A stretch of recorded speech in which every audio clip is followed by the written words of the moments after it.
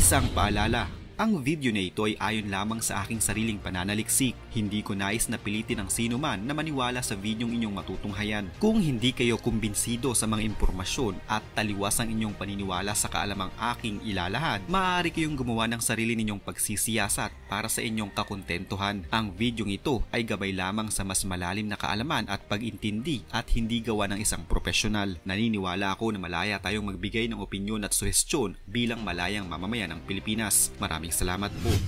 Lahat naman ata ng mga produktong lumalabas sa merkado ay may mga kasiraan. Mga tao nga na may isip at buhay, may mga kapintasan. Mga produkto pa kaya na tao lang din naman ang gumawa. Mula sa mga lata ng sardinas na nakukuhanan ng kung ano-anong mga bagay na wala naman dapat sa loob ng lata, sa mga nakapaketeng chichirya na may nakahalong kung ano-ano, hanggang sa mga kinakalawang na tansa ng mga kilalang soft drink brands sa Pilipinas na hanggang sa ngayon ay meron pa din naman. Gaya na lamang ng sikat na brand ng soft drinks dito sa Pilipinas, ang Pepsi, na kung saan hindi din naging ligtas sa mapanuring mga mata ng tao at sa mga mahilig itong inumin. May dumit to natin.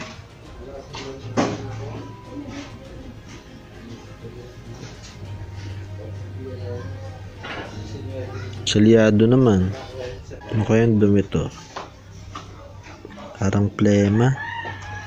Ayon sa nag-upload ng video na ito, hindi pa umano niya ito nabubuksan at selyado pa.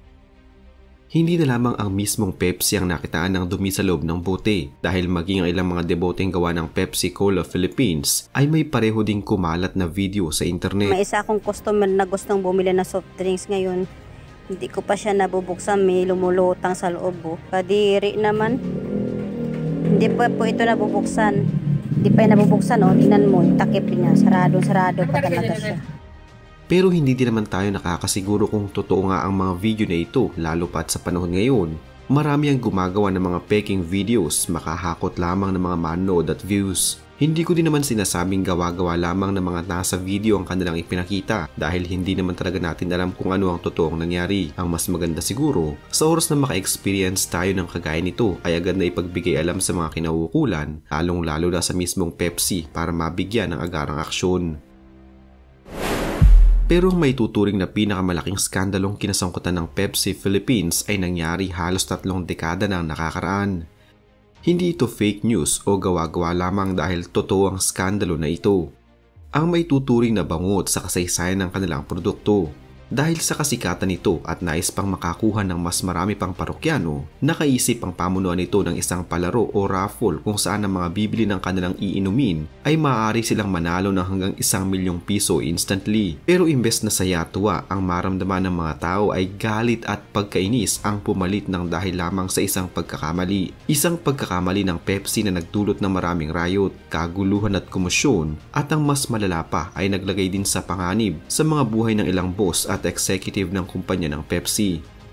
Ano bang nangyari sa Pepsi Number Fever? Bakit umabot sa karahasan ang sanay masayang pamimigay nila ng pera sa kanilang mga parokyano? Sino nga bang dapat sisihin sa naganap na Pepsi fiasco noong 1992? Noong dekada 90, nararamdaman na ng nooy Pepsi Cola Products Philippines Incorporated o PCPPI Vice Chairman Luis Cito Lorenzo Jr. na kailangan nilang gumawa ng hakbang at bagong taktika kung gusto pa nilang magpatuloy at manatili sa industriya ng inumin sa Pilipinas. Sino ba naman ang hindi kakabahan kung ang market share mo ay 17% na lamang kumpara sa 75% ng Coca-Cola noong mga panahong iyon na siyang mahigpit na kakompetensya ng Pepsi. Lalo pang pinalala ang eksena ng Cosmos Bottlers sa 8% na bentahe sa merkado. Upang masolusyonan ang mababang sales performance ng Pepsi sa Pilipinas, ipinahiram ng PepsiCo, ang international mother company, si Pedro Vergara na noon naman ay promotions consultant sa isang division ng kanilang kumpanya. Pagbalik niya sa Pilipinas ay naging pasalubong nito ang Number Fever, isang lottery-type marketing scheme na pumatok sa baluarte na kanyang hinahawakan. Ayon sa kanya, naging matagumpay daw ito sa 10 bansa sa Latin America, kaya malakas ang loob niya at walang dudang papatok din ito sa panlasa ng mga Pilipino. Simple lang naman ang mechanics ng naturang Number Fever. Ang mga tansa ng Pepsi, 7up, Mountain Dew at Mirinda Orange ang magsisilbing ticket para sa bulahan. Ito ay may marka ng 3-digit number mula 001 hanggang 999 at sa ilalim nito ay ang halaga ng premyong maaaring mapanalunan. Kalakip din ito ang security code na gagamitin upang maiwasan ang tampering o pamemeke.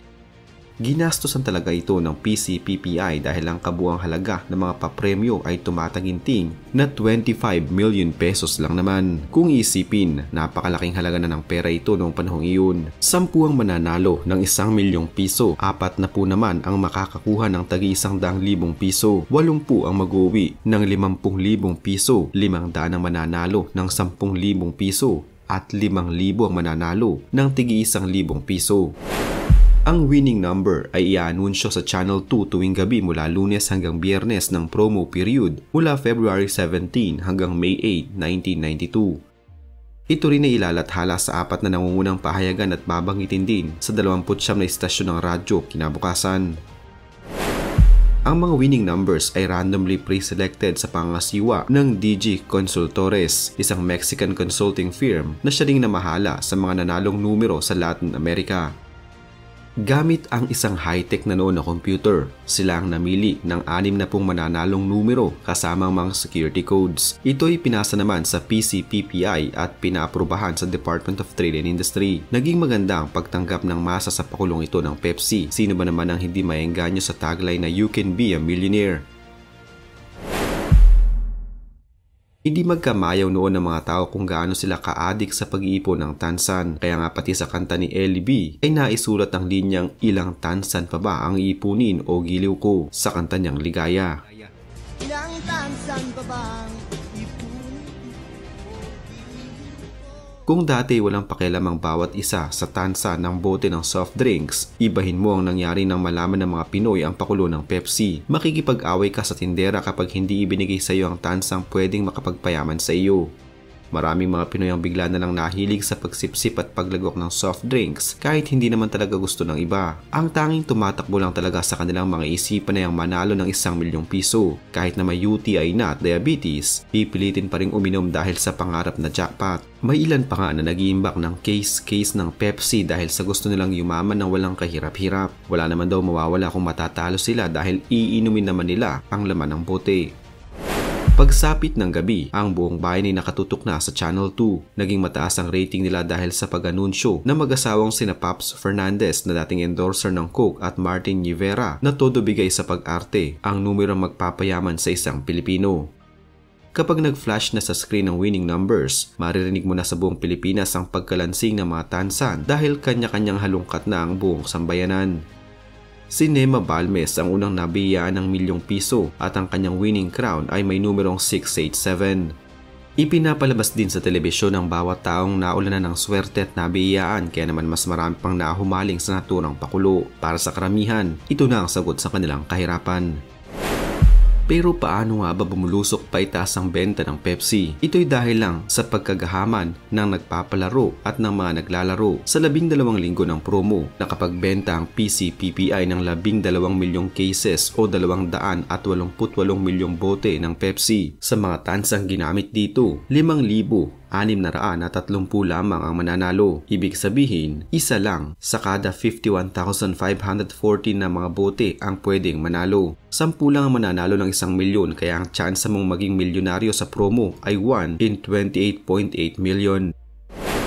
Marami ang nauto dahil hindi naman natin alam ang statistika ng kanilang kapitalista. Nang matapos na ang promo, napagdesisyonan ng PCPPI na magkaroon ng extension mula May 10 hanggang June 12, 1992. 10 million pesos ang kabuang halaga ng papremyo at 8 ang magiging milyonaryo. Tulad ng dati, gumamit ng high-tech computer para sa mga randomly pre-selected 25 winning numbers ng DG Consultores. Sinigurado nilang walang losing crowns mula sa unang promo period ang nakasama sa listahan ang mananalo kasama ang mga bagong numero. Yun nga lang, nagkamali sila. May 25, 1992. Ipinakita sa TV ang numerong wagi para sa susunod na araw. 349 ang nanalo. Matapos ang pagkalansing ng mga tansan sa buong sambayan ng Pilipinas, rinig na rinig mo ang sigawan at hiyawan ng mga nanalo. Marami ang nagsaya. Marami ang nagbilang agad ng kanilang pera kahit wala pa sa kanilang mga palad ang premyo. Marami nang nanlibre. Maraming nag-blowout. Maraming nag-inuman sa kanto. Ang dami ring tumawag sa planta ng PCPPI at nagsabing nanalo raw sila, subalit parang may mali sa nangyari.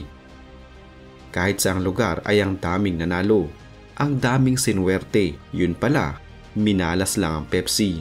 Ang numerong 349 ay losing ground sa naunang promo period at ang bilang ng tansang ito ay nasa 800,000 lang naman. At ang mas nagpanginig pa sa Pepsi, nasa kalahati ng mga tansang ito ay may premyong 1 million pesos.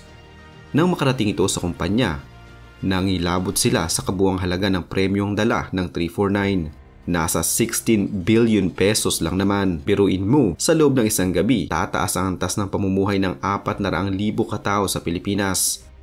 Sinubukan nilang agapan ang nangyari sa pamamagitan ng pagbibigay ng panibagong numero, 134.